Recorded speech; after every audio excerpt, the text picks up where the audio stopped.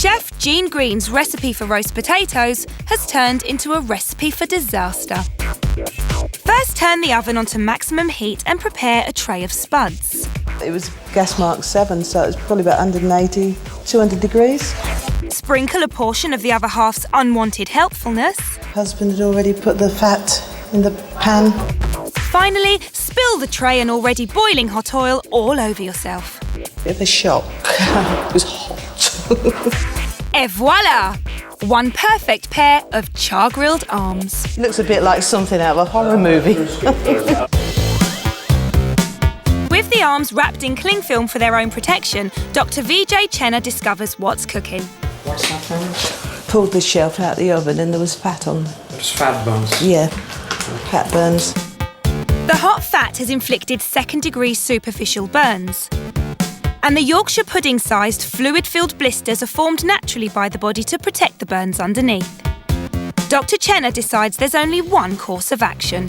Right now we're going to rupture the blisters. We're going to pop it with a needle, drain the fluid out. If left alone, the burns can get infected.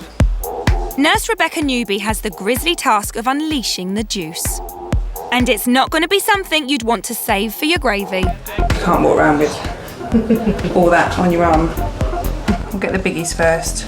It's such a weird sensation when it sort of runs down your hand. Yeah, like you wet yourself.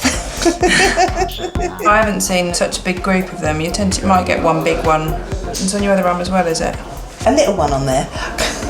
Time to burn. Despite roasting herself, Jean kept fully focused on the food. You carried on cooking? Yeah. After we'd cleared up the mess, we went on to have a nice roast lamb dinner with roast potatoes. That is dedication.